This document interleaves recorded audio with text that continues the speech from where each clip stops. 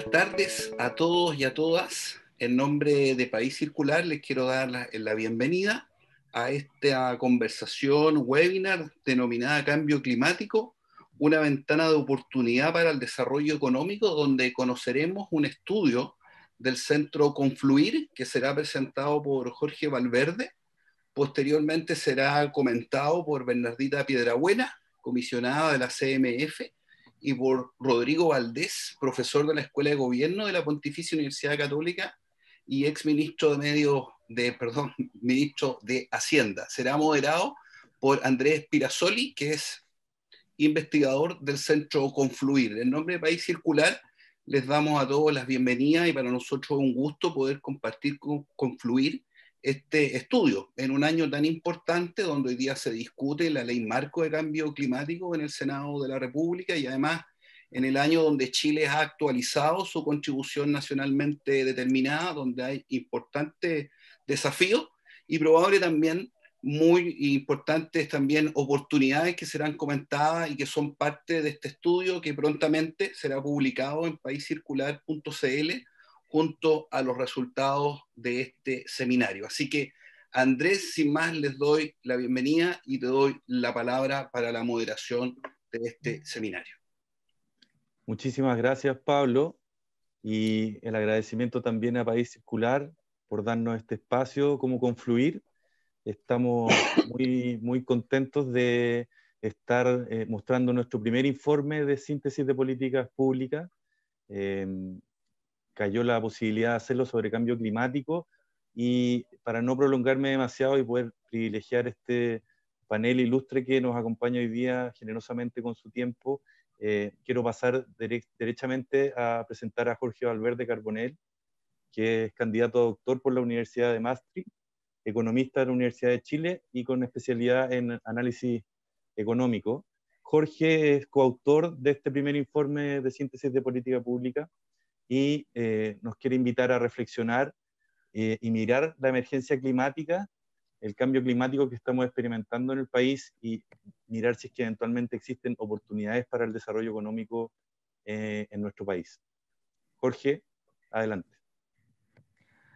Muchas gracias, Andrés. Voy a compartir mi presentación. Mientras yo voy a apagar mi cámara y micrófono. Perfecto.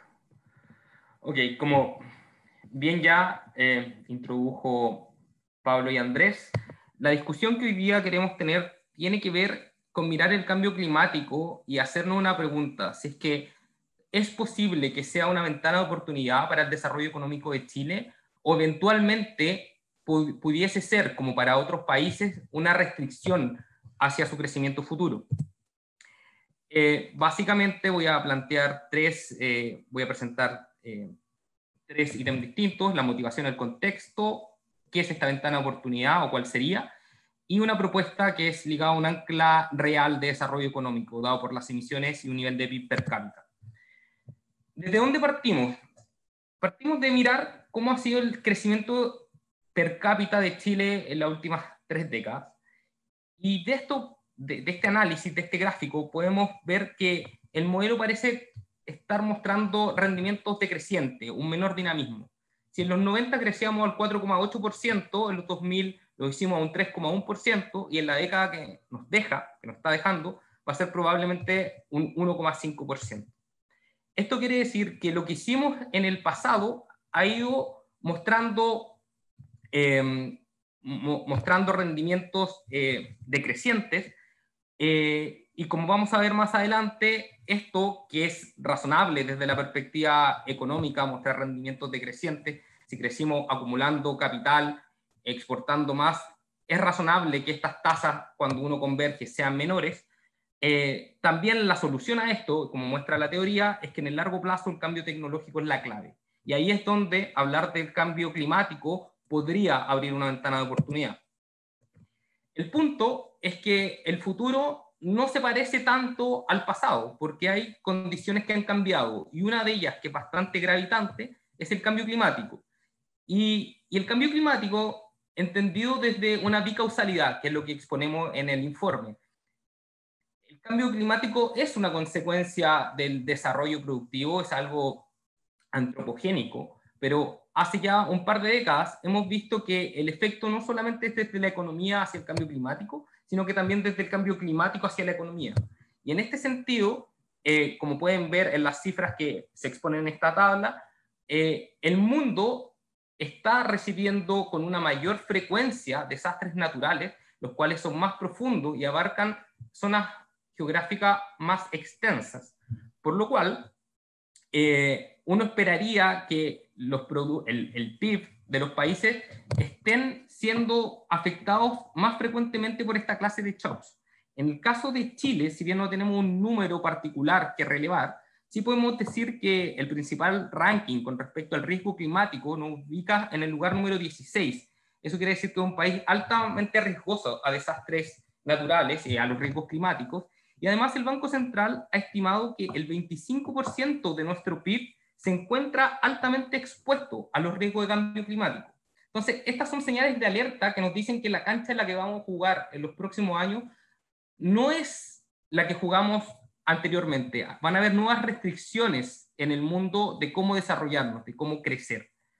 Y eso ya viene ocurriendo hace un buen tiempo, pero se le ha dado mayor relevancia, yo diría, en la última década, en los últimos años, desde la perspectiva de los compromisos internacionales y los marcos regulatorios. Si uno mira y le cree básicamente a lo que han planteado los distintos países en la última COP21, al 2050 habrían 121 países que deberían ser carbono neutral.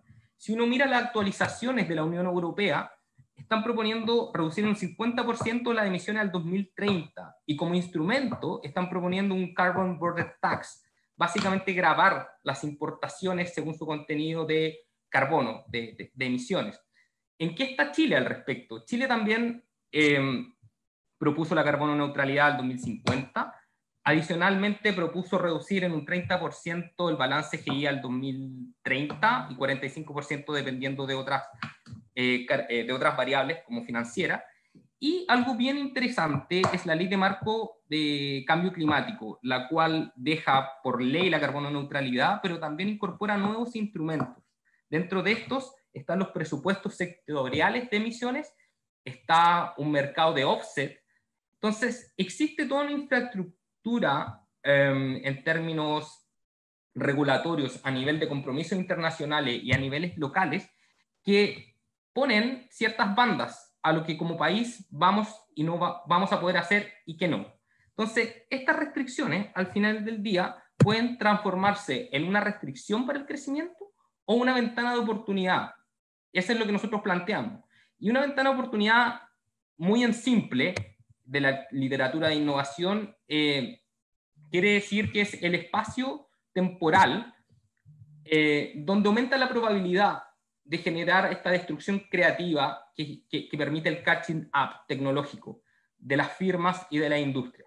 En el largo plazo sabemos que el crecimiento está dado exclusivamente por el progreso tecnológico, y este progreso tecnológico es función de la innovación, y la innovación lo que genera es esta destrucción creativa, que es lo que permite ser más eficiente y generar mejores productos más eficientes y un mix también más complejo de estos.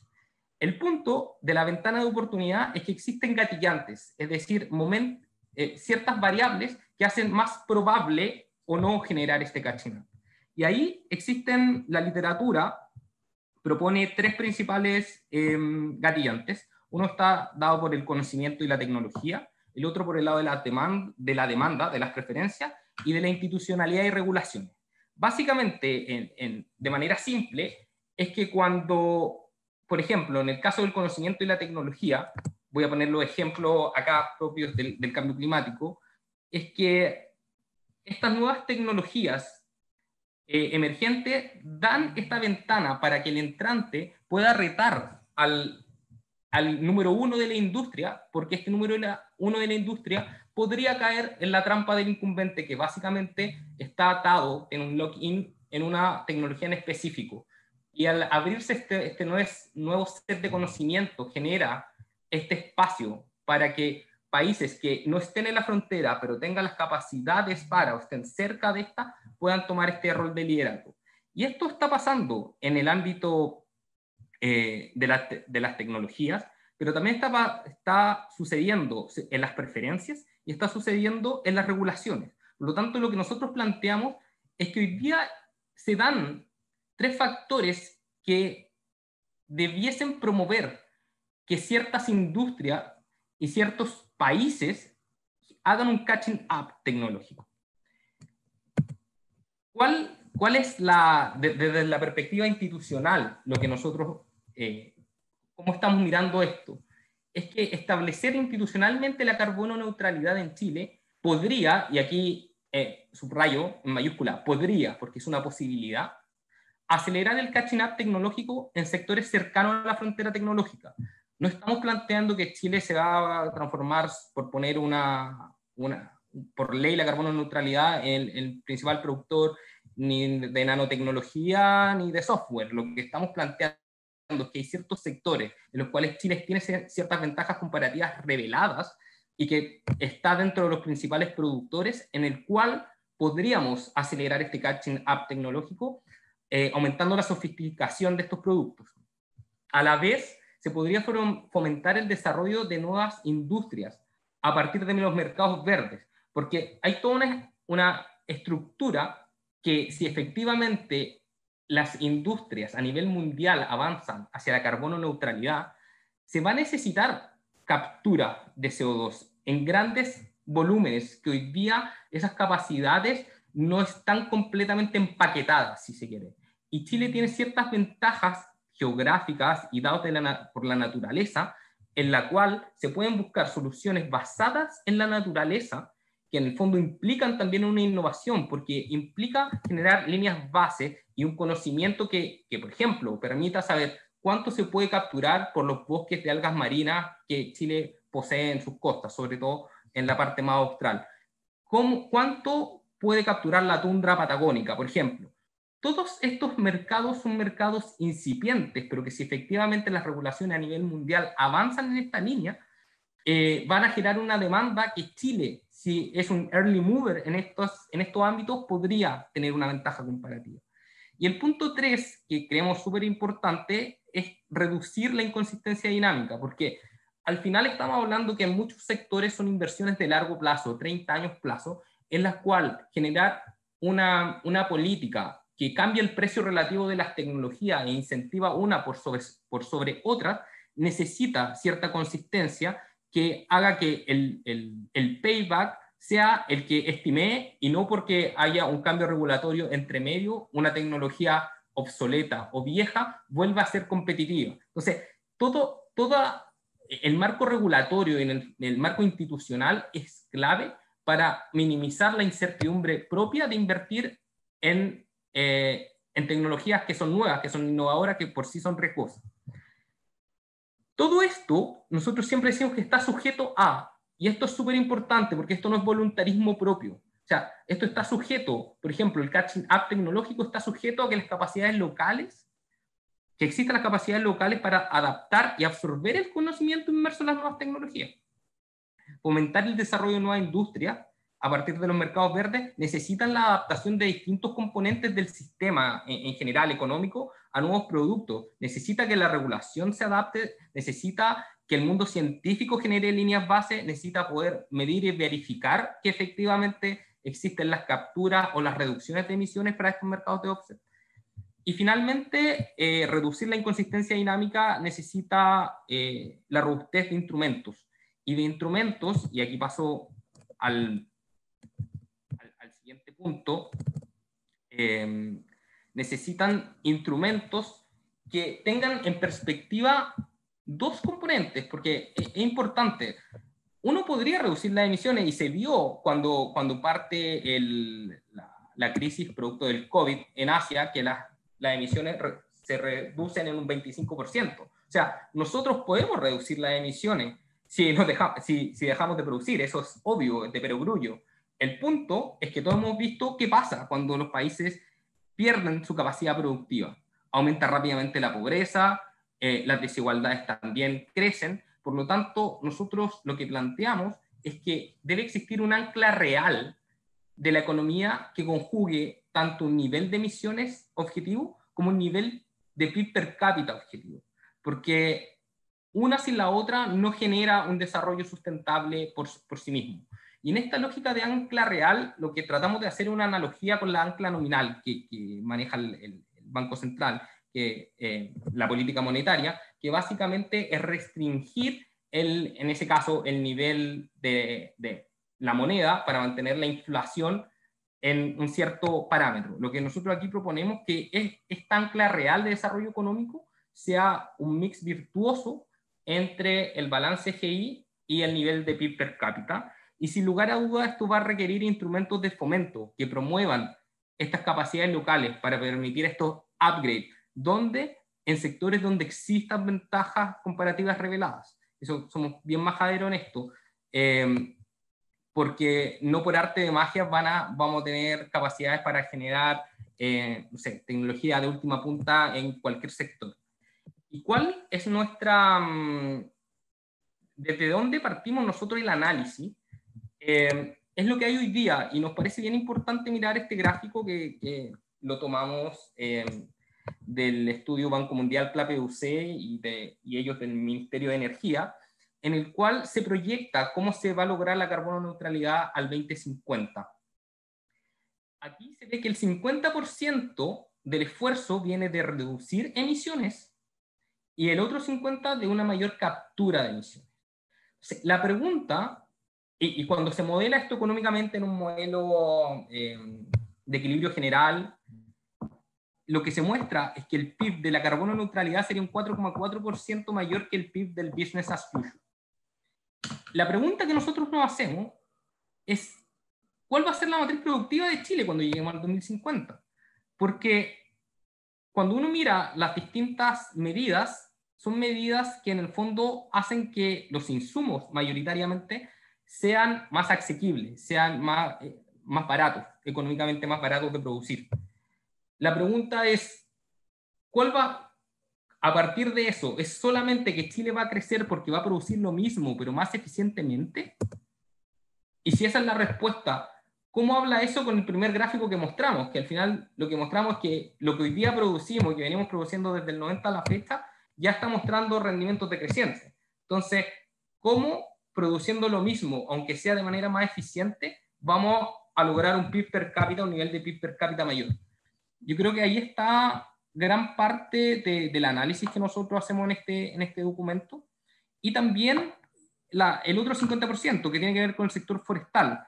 Lo que se plantea es que el sector forestal va a poder capturar 10 veces lo que captura hoy día. O sea, la pregunta obvia es cuál es ese cambio estructural que va a haber en el sector forestal que va a permitir aumentar exponencialmente su captura, y cómo eso se traduce en lo económico, porque si un sector es capaz de capturar 10 veces más, yo esperaría que también generara mayor valor agregado y en un orden de magnitud similar. Entonces, la pregunta ahí es, ¿hay un modelo detrás de esto? ¿Hay un modelo de desarrollo en el cual Chile, como otros países, van a optar, por ejemplo, porque el sector forestal sea preponderante? No sé, Suecia, que genera toda una industria de muebles a partir de sus bosques.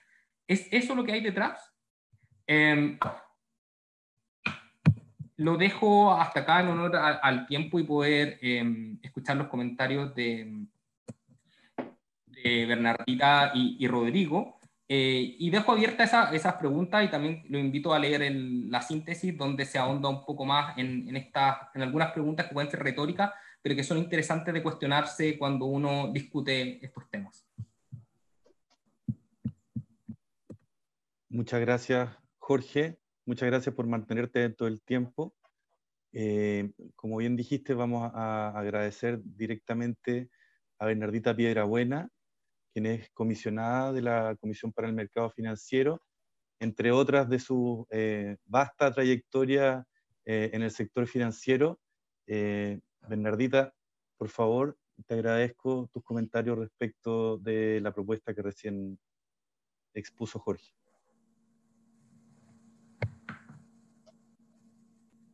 Adelante, tienes la palabra. Hola, sí, hola. ¿Cómo están? Muchas gracias por la invitación a compartir las reflexiones de la comisión en este webinar. ¿Se ve la presentación? Ya, perfecto. Sí.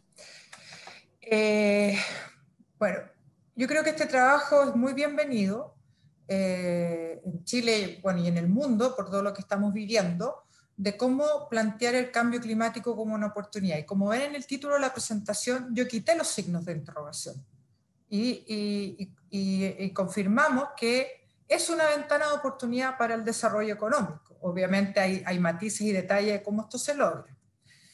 Entonces, mi presentación se va a focalizar en hacer comentarios al documento, más que comentarios en plantear la idea que se entiende de este documento y haciendo énfasis que estamos de acuerdo con esa idea, cómo el mercado financiero y en particular la Comisión puede ayudar a conseguir este objetivo. Y por eso pasamos a decir en qué está la CMF y unas reflexiones finales. Entonces, ¿qué dice el documento? Dice que hay cambio climático, que como Jorge señaló, o el documento señala, produce daños físicos y económicos significativos. Es un desafío para los países mitigar y adaptarse a este cambio climático, y la mitigación sería un bien público en tanto que la adaptación un bien privado.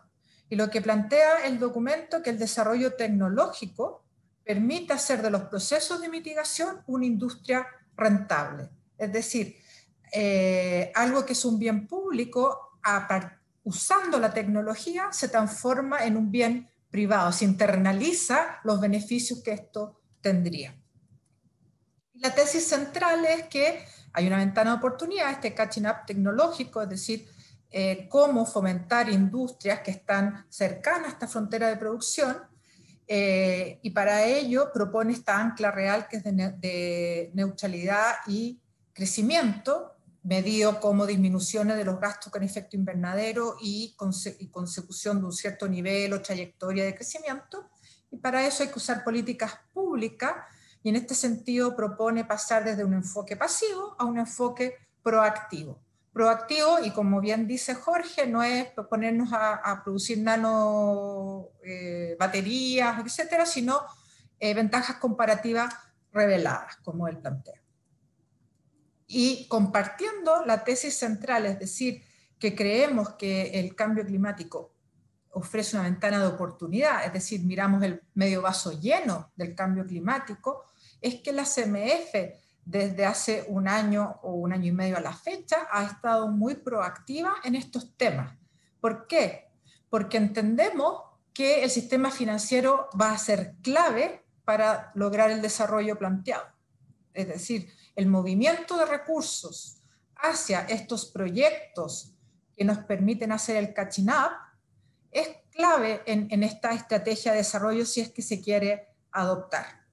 Y aquí el mercado financiero está compuesto por bancos y oferentes de crédito no bancario, por la industria de seguro y por supuesto por el mercado de valores, los emisores de valores, sus intermediarios, infraestructura financiera, etc. Y esto es clave, el sistema financiero no solo se ve afectado por el cambio climático, sino también lo puede promover o no. Es como la doble causalidad que explicaba Jorge a nivel del PIB. El cambio climático afecta al PIB, pero ahora vamos de vuelta. Y bueno, solo un repaso, ¿cuáles son los factores de riesgo? Son los eventos climáticos extremos, los cambios graduales en los patrones de clima y la respuesta de la sociedad al cambio climático. Esto afecta a la economía real porque cambia la estructura de costo, produce interrupciones en los negocios, hay costos de reconstrucción y reemplazo cuando ocurren estos eventos catastróficos o climáticos catastróficos, se interrumpen las cadenas de suministro y ocurren volatilidades de precio de activos, ya sea materias primas, renta variable, renta fija.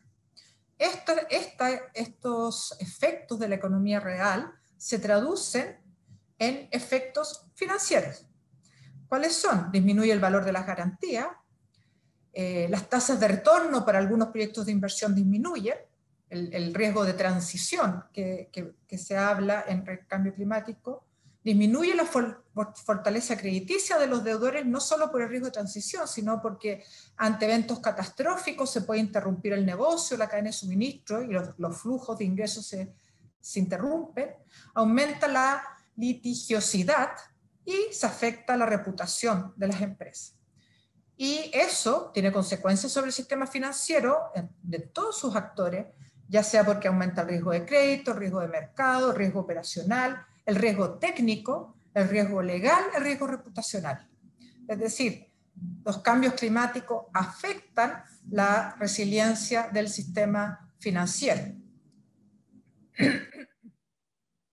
Por lo tanto, la CMF entiende que el cambio climático afecta o debe considerarlo cuando está cumpliendo con su mandato. Y el mandato de la ley 21.000, que aprobamos aquí con Rodrigo Valdés como ministro de Hacienda, Jorge está también ahí en el ministerio, y esta persona que les habla, establece en este mandato 3 objetivos centrales: la estabilidad financiera, la conducta de mercado y el desarrollo de mercado.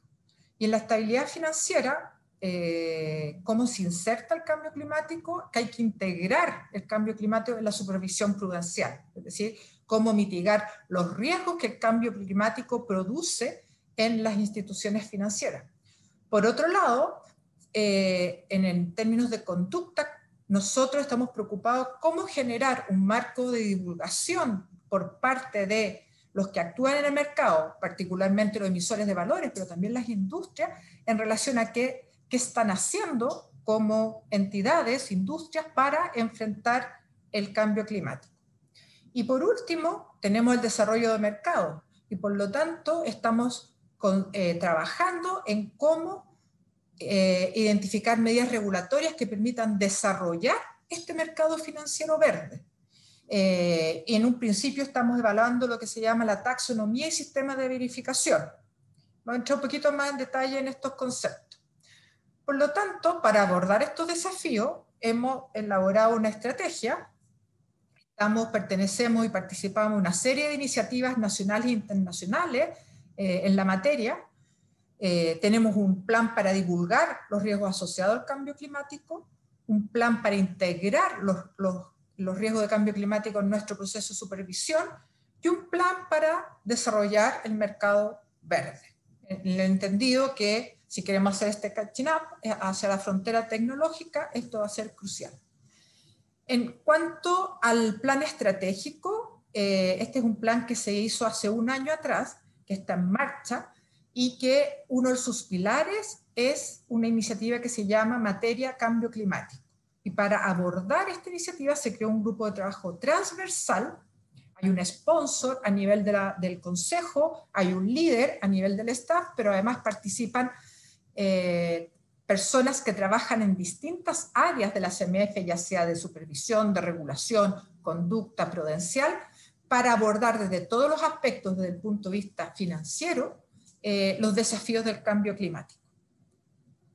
Asimismo, la CMF es parte de varios acuerdos.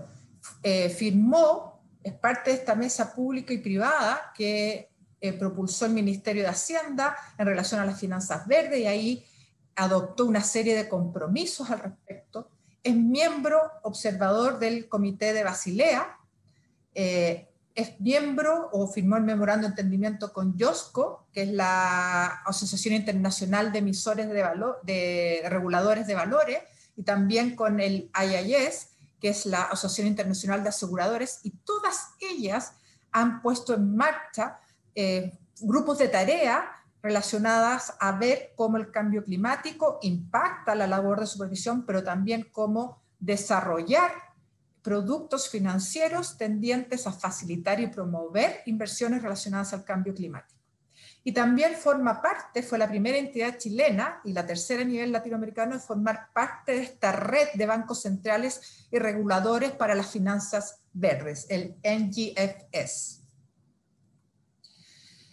También, en particular, se está evaluando instrumentos regulatorios y modificaciones normativas para los gobiernos corporativos y gestión de riesgo de las entidades que fiscaliza la Comisión. En particular, esta norma de carácter general 386, dice relación directa con los temas de, en español, hoy día descubrí que en español se dice ASG, no ESG, ambiente, social y gobernanza, y esta norma hacía mucho, la norma antigua, la que hoy día está vigente, es antigua porque proceso de consulta público por una norma nueva, hacía mucho hincapié en los temas de género, pero la norma nueva que se puso en consulta y que estamos discutiendo establece una serie de requerimientos de información por parte de las sociedades anónimas abiertas, las que transan valores de oferta pública en relación a cambio climático. Se les pregunta mucha información y déla a conocer, porque esa información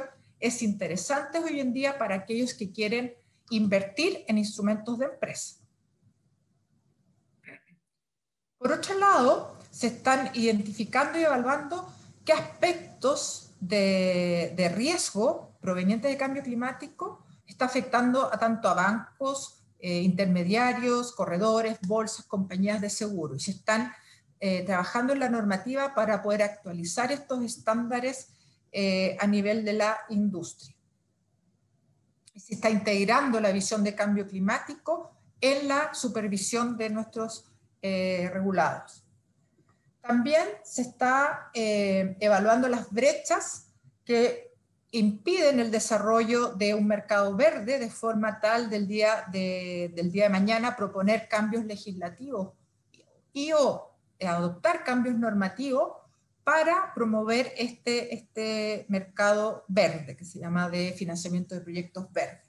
Y hay un tema clave, si uno conoce la experiencia de los bonos verdes, es la taxonomía y los sistemas de verificación.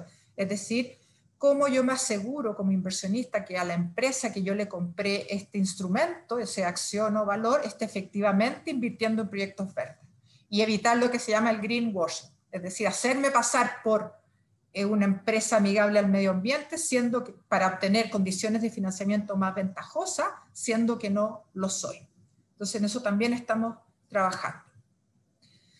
Por lo tanto, como palabras finales, la CMF considera como estratégico los efectos del cambio climático en el sistema financiero, no solo por las implicancias de estabilidad y de conducta, sino por la función y el apoyo que podemos dar para el desarrollo de este mercado. Por ello, se formó un grupo de trabajo transversal al interior de la institución, dando cumplimiento al acuerdo que suscribimos con el Ministerio de Hacienda en esta mesa público-privado de finanzas verdes.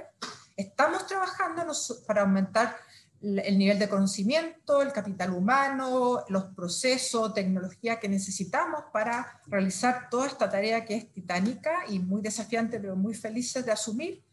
Y muy importante, asegurándonos que las instituciones financieras que están bajo nuestro perímetro regulatorio administren en forma adecuada estos riesgos. Muchas gracias por la invitación.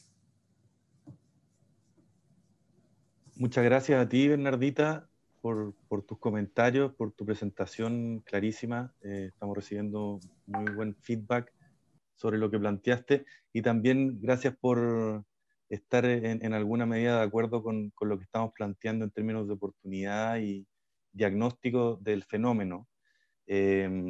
Sería súper interesante ahora, viniendo de un exministro de Hacienda, ver cuál es la opinión que tiene sobre lo que planteó Jorge respecto de este vínculo que podría tener el PIB que proyectamos a 2050 y cómo se forma ese PIB respecto de los niveles de carbono neutralidad que estamos buscando. Rodrigo necesita poca presentación, como comentamos, exministro de Hacienda, fue economista más influyente de Chile en 2016. Rodrigo, por favor, esperamos tu crítica analítica. Bueno, muchas gracias Andrés por la presentación y gracias por la invitación a Pablo y a Jorge. Felicitaciones. Bueno, País Circular ya tiene su tiempo, pero quiero felicitar a Confluir también. Creo que es muy valioso tener un espacio como el que están armando ustedes para discutir. Se encuentra una generación o dos generaciones más bajo que la mía, pero es su generación haciendo trabajo para la cuestión pública y eso yo lo valoro enormemente. Y un saludo a la Berni. Siempre se me olvida porque no son consejeros, tampoco son convencionales. Perdón, comisionados, no comisionadas. Exactamente, la comisionada, pero bueno. A ver, yo primero déjenme decir no tengo idea por qué estoy hablando de esto, porque no sé casi nada de lo que están discutiendo. ¿Ok? Sé economía, sé macroeconomía, sé finanzas, pero yo me siento un poco pisando huevos cuando hablo de temas ambientales. De hecho, tengo que decirles que Jorge era el que llevaba la relación con el ministerio, y cuando ya las cuestiones estaban muy enredadas, ya había que hacer cuestiones más políticas, me metía yo, o se metía Mico, pero Jorge era el hombre, así que él sabe más que yo de estos temas. Entonces lo que les voy a decir, tómenlo como opiniones, como reacciones de alguien que sigue las políticas públicas en general. Bueno, los quiero felicitar por meterse en el tema primero. Yo creo que saliendo del COVID nos va a volver esto como un tema muy grande. Hay que acordarse que pre-estallido social tuvimos como ondas de temas, ¿no? Entonces una onda de temas más feminista un tiempo, pero también tuvimos un momento muy, llamémoslo, verde, en que era el tema más importante en la agenda según las encuestas. Yo creo que eso va a volver, yo creo que va a volver en el tiempo, y hay que prepararse mucho más. Yo creo que no estamos muy bien preparados. Una corrección le voy a hacer a Jorge, y esto lo aprendí a palos yo soy parte de un centro que analiza desastres, pero se llama desastres socionaturales, no desastres naturales. ¿Okay? Esa es la forma correcta de decirlo hoy día, porque dependen mucho de nosotros, porque si son desastres naturales, como que no hay nada que hacer, y aquí hay algo que hacer. Ahora, dicho eso, voy a darles ahora mi visión como negativa, pesimista de lo que veo en esto. Yo soy muy escéptico de que lo que muy bien define el paper como un bien público global sea fácil de solucionar. Vuelvo a la microeconomía básica, digamos. Por eso los bienes públicos no existen por sí solos, porque no hay cómo cobrar por ellos, y siempre hay gente que se puede aprovechar del trabajo de otros, ¿no? Entonces, ¿qué hacen las sociedades para esto? Básicamente tienen un Estado que manda, y el Estado cobra impuestos y hace plaza, cobra impuestos y tiene defensa para todos. Y cuando es un bien público global, estamos en una cosa mucho más compleja. De hecho, a mí no se me ocurrió hasta ahora que otro bien público global existe. Quizás la estabilidad financiera podría en cierto sentido ser, pero cuesta encontrar otros ejemplos tan complejos. ¿Y por qué es tan complejo esto? Porque uno no puede obligar a otro Estado a hacer lo que uno cree que tiene que hacer. En cambio, dentro del país nos ponemos de acuerdo y el Estado nos obliga a todos. Y este es casi el único caso donde hay esta externalidad entre países muy difícil de manejar, más allá de Trump. Hay temas de justicia intertemporal, de por qué los países pobres tienen que hacer hoy día esfuerzos cuando los países ricos, entre comillas, emitieron todo lo que hicieron, etcétera, etcétera. Entonces es un tema, diría, súper difícil. Yo creo que, y aquí viene mi parte ya última negativa, es que yo creo que la salida de esto en el mundo viene mucho más por la captura de CO2, tecnologías de captura que hoy día no existen y que eventualmente van a existir en el futuro, y que va a ser un juego más de países desarrollados, a que sea un esfuerzo colectivo. Pero bueno, esa es una opinión nomás, y es muy negativa, muy pesimista, digamos. Quizás podemos, a través de acciones, coordinarnos más, y sería fantástico poder hacerlo, pero no es nada de fácil. Entonces, puesto de otra manera, yo veo la tecnología, y que estoy exagerando el tema de la captura, ¿no? Porque puede ser simplemente que no se emita de alguna manera, pero yo creo que ahí hay mucho que apostar como mundo. Ya, si no está la captura y este tema más general en el mundo, no hay nada que hacer, digamos, y hay que hacer estos temas de decir, bueno, tomemos decisiones nosotros como país. Yo creo que una cuestión que el documento debiera hacer es hacer por un caso de adaptación versus mitigación. A mí no me queda muy claro desde el punto de vista de política pública que un peso gastado en mitigación sea mejor gastado que en adaptación en un país pequeño como el nuestro. ¿Okay? Y eso, bueno, el último peso gastado debería ser igual de bueno los dos, si estamos haciendo las cosas correctas, ¿no? Pero los inframarginales hay que pensarlas. Y eso me lleva de vuelta a un tema que la Bernardita tomó como bien así en el título, cuando dijo, yo le saqué la siquiera el signo pregunta. Yo con mi visión más negativa tengo una visión un poquito distinta. Y esto yo no lo veo como una oportunidad, para ser bien franco. Yo creo que esto es un shock negativo, que descubrimos que teníamos este problema hace algunos años, o hace muchos años algunos, y hay formas de resolverlo mejor o peor. Entonces, en vez de venderlo como algo, qué bueno que tenemos calentamiento global, porque es una oportunidad para desarrollarnos, yo diría al revés. Tenemos un problemón, hay maneras de enfrentarlos que son mejores que otras. Las maneras malas nos llevan a desaparecer como raza en tiempo finito. Nuestros bisnietos no van a existir. Las maneras buenas no nos llevan a eso, nos llevan a existir y además no es tan caro. Y si lo hacemos bien, puede ser dejarnos igual. Pero ese spin que les estoy diciendo, yo creo que es importante reflexionarlo. Y yo ni siquiera estoy así seguro de lo que lo estoy diciendo, pero veo veo que uno puede entrar en problemas si lo ve tanto como la oportunidad. De hecho, los franceses empujaron mucho esto a partir de su propia reunión por su propia COP, ¿no? Y bueno, nunca me convenció demasiado. Bueno, dado que vamos a ser proactivos y suponiendo que, y ahí yo voy a ir al documento ahora, suponiendo que vamos a irnos por mitigar y no por adaptar y por usar tecnologías pro mitigación de alguna manera, me gustaría ponerles en duda dos cosas o hacerlos pensar, estrujarlos para que ustedes me digan cómo se hace. La primera tiene que ver con la capacidad del Estado y las herramientas que uno tendría que usar para tomar la oportunidad de usar nuevas tecnologías. Yo creo que es muy importante tener objetivos, como el documento propone, pero evidentemente es insuficiente. La siguiente etapa es, bueno, ¿qué hacemos? ¿Cómo hacemos política pública para poder orientar el sistema hacia ese objetivo? Y ahí yo creo que no es nada fácil cómo contestar esa pregunta.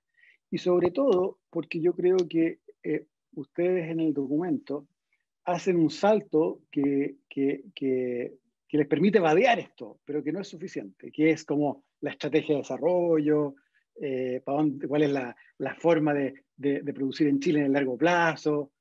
Ya, ok, pero ¿qué hacemos? Ponemos impuestos, ponemos caps, ponemos subsidios, prohibimos empresas, etcétera, etcétera. Y eso creo que hay que trabajarlo, ¿okay? Puede ser un segundo documento, pero creo que es muy importante ir poniéndole este relleno. Igual el documento es muy bueno en el sentido de dejar claro que no cualquier cosa se puede hacer, que estas cosas tienen costos, etcétera. Pero me falta ese siguiente paso como para decir, ok, tenemos una estrategia. Y la otra cosa que es el documento que yo creo que es bien importante, y estoy terminando, después voy a hablar una pequeña cosa de bosques nomás, pero yo creo que es bien importante lo que hace el documento, aunque yo le sacaría mucho más millaje al tema de la importancia de reconocer la coherencia regulatoria en el tiempo. El documento habla un poco de consistencia temporal. Yo diría que es más que consistencia temporal, es simple coherencia. Y una es la coherencia temporal, y no me preocupa tanto los cambios regulatorios aleatorios, sino que me preocupa mucho el invitar a cambios que un tiempo después se tornan o se consideran insuficientes y uno se hace poco creíble como Estado, sí que está apretando las tecnologías y no lo hace a tiempo.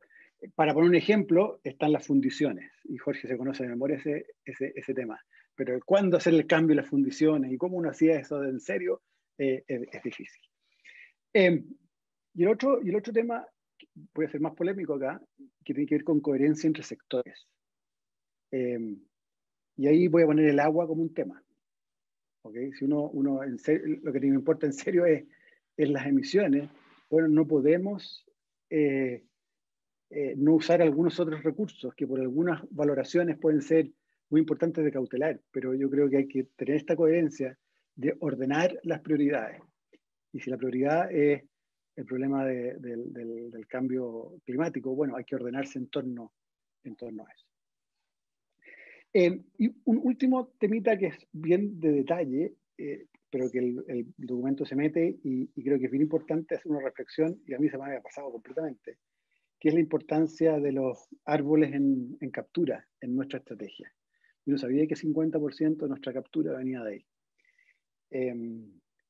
Y Jorge tiene toda la razón, y sus coautores, cuando dice, bueno, esto es bien complicado, porque lo que yo he aprendido, por lo menos, y de esto sé, porque tengo un muy buen amigo que sabe mucho de bosques, que corremos juntos, que me ha enseñado mucho de captura, bosques, etc. Pero déjenme decir la parte que creo que para los autores puede ser obvia, porque Jorge mencionó los muebles. Pero los muebles no es que porque tengan mayor valor agregado, porque sean bonitos, es porque el CO2 que está en el mueble vive para siempre capturado ahí. Si yo hago bosques y los transformo en alguna otra cosa, como celulosa, por ejemplo, en que ocupo procesos altamente energéticos en esto, se libera CO2. Entonces, para ponerlo más como en simple, si vamos a hacer cosas en que el uso de estos bosques es intensivo en energía al final del día, como la celulosa, eso significa que vamos a tener que estar, y queremos que esto capture más, vamos a tener que tener mucho más bosques en estado estacionario. Y creo que ni siquiera alcanzan con los números que mencionaba Jorge, los terrenos en Chile van a tener tanto bosque. Y van a tener que siempre estar creciendo. Ni siquiera hay un estado estacionario, porque si es que hay un estado estacionario, ya deja de capturar el bosque. El bosque para capturar tiene que crecer. A no ser que, en vez de hacer cosas que tienen procesos productivos altos en energía, hacemos cosas que dejan la cuestión capturada. O hacemos cambios tecnológicos en celulosa o en lo que sea que permitan no usar la energía. Por eso es bien central y me hace ver que nuestra estrategia, y aquí vienen los problemas siempre de la política pública, cuando uno la lleva al detalle, puede estar cometiendo errores bien garrafales. Entonces es muy importante levantar el tema y ir un paso más allá. Bueno, ¿qué significa esto para toda esa industria, que es muy importante, más allá de los problemas que tiene de agua y con comunidades, etcétera? Quizás le estamos pidiendo algo imposible de lograr y hay que buscar otras maneras de irse a carbono neutralidad. Bueno, muchas gracias de nuevo por la invitación. Súper interesante que se estén metiendo en estos temas. Muchas gracias a ti, Rodrigo, por todas tus recomendaciones y también las dudas que planteas respecto del informe. Jorge, tal vez sería bueno que puedas replicar o hacerte cargo de alguno de esos comentarios. Destaco sobre todo esto último que dijo Rodrigo respecto de una eventual ausencia en nuestro informe del cómo, un poco la bajada. Y me da la impresión de que se evitó un poco en la discusión hablar del ancla. No sé si quieres volver sobre eso y replicar sobre algunos de los comentarios que nos hicieron Bernardita y Rodrigo. Gracias, Andrés, y gracias, Bernardita, Rodrigo, por los comentarios. Son súper atingentes y creo que es súper beneficioso tener este tipo de discusiones porque al final uno va armando el puzzle con distintas piezas. La preocupación más genuina, si se quiere, desde la perspectiva de política pública y de cómo Chile avanza hacia la carbono neutralidad, yo creo que desde la perspectiva de los autores tiene dos patitas.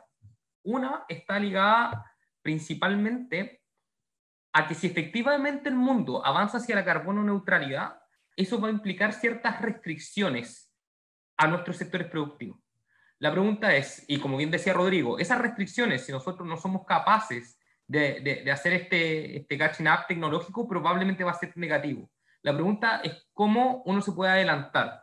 Y ahí es donde un poco yo estoy pensando básicamente en nuestro sector principal exportador al menos, que es la minería. O sea, un border tax de Europa a nosotros es un castigo en el premio al cobre, como el castigo que hoy día hay por el contenido de arsénico, por ejemplo. Entonces, la pregunta es, ¿qué pasa si hay otro país que hace este catching up antes de producir, por ejemplo, cobre verde, sin emisiones o con mínimas emisiones?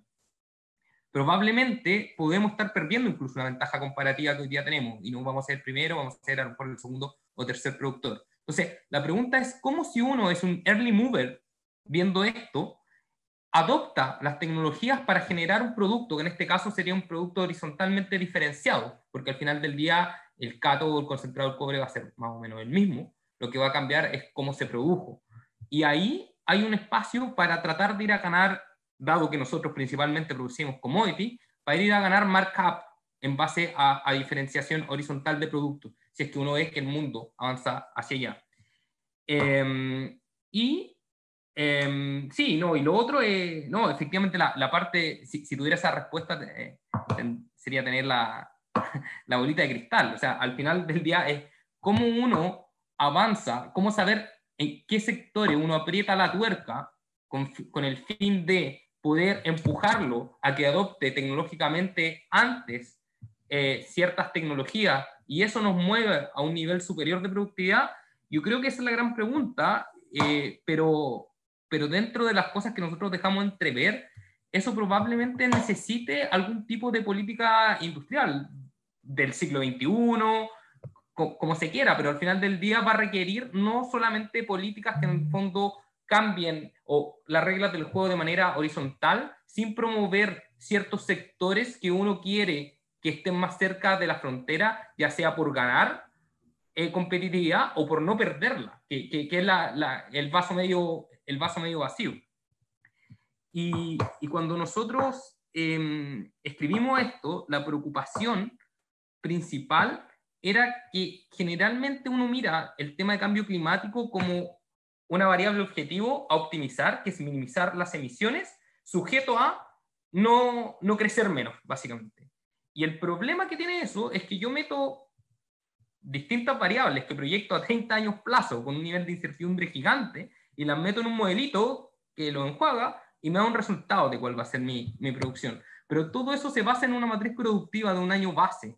Y entonces la pregunta del millón, y que yo creo que si nos vamos a poner restricciones de cuánto puede emitir un sector productivo de aquí a 30 años plazo, y vamos a diferenciar esas emisiones por sector, queramos o no, estamos dando directrices económicas de cómo esos sectores, de cómo va a ser la matriz productiva en el futuro de Chile. Entonces la pregunta de solamente estar mirando emisiones sin mirar cuáles son las políticas industriales que van a permitir que esos sectores no solamente estén emitiendo menos, sino que a la vez estén produciendo mayor valor agregado, creo que es la patita que falta, y que es una patita mucho más de la Corfo, si se quiere, o quién está mirando hacia dónde viene esta diversificación productiva. Eso por mi lado. Yo diría que me quedo con eso, y también gratamente sorprendido por el trabajo de la CMF, que al final del día lo que uno ve es que si uno no apalanca financieramente esto, nada de esto pasa. Todo está en una conversación en el aire si es que el sector financiero no pone los recursos donde en los sectores priorizados, si se quiere, o en estos nuevos sectores que emergen. Andrés, ¿puedo solo decir una cosita más, y quizás la Berni después puede ir cerrando la conversa, o si quizás hay preguntas de la gente, no sé. Pero no, también quería felicitar a la Bernardita y contarle mi experiencia en un directorio de una empresa del sector financiero, una empresa chica, pero que teníamos una carpeta gordota para los directorios. Y a partir de esto, de esta conversación de una preocupación por el medio ambiente, digamos, ¿qué hacemos? Bueno, no podemos hacer mucho, si los espacios tenemos servidores y algunas otras cosas, ¿no? Pues se acabaron los papeles. Fue como, ¿saben qué? Hagamos, y se puede, y ese tipo de cosas en el sector público, en otras empresas, creo que se pueden empezar a hacer, y son pequeñas cuestiones que tienen efecto directo, pero además creo que nos hacen pensar un poco distinto. Yo creo que parte de esta batalla es bien cultural también, así que felicitaciones, Bernardita, porque la CMF esté en esto, lo abrazo. Bueno, gracias por sus palabras. Más bien yo quiero agradecer que haya foros como estos que se estén discutiendo estos temas, y que como CMF, en lo que podamos ayudar para hacer este cambio, estos cambios que es cierto lo que dice Rodrigo, todo cambio en raras ocasiones se da este cambio tectónico, un shock tectónico que hace el cambio que ocurra, sino son pasos pequeños que van permitiendo construir este nuevo estrategia de desarrollo en este caso. Y la CMF está atenta a eso y cómo apoyar manteniendo siempre la estabilidad del sistema financiero, que es parte de nuestro pilar, pero también el hecho de que los productos que se desarrollen, las estrategias, los servicios, puedan dar cuenta de esta mayor preocupación hacia el medio ambiente.